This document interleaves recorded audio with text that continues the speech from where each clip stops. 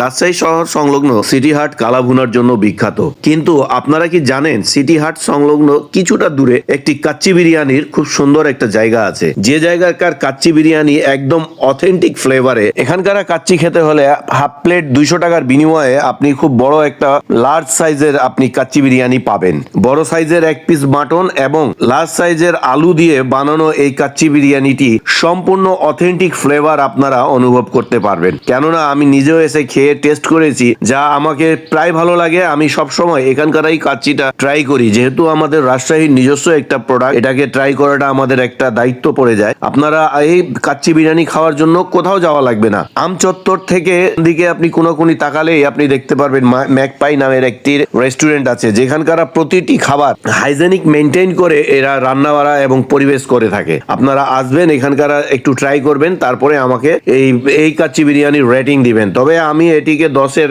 9 দিব।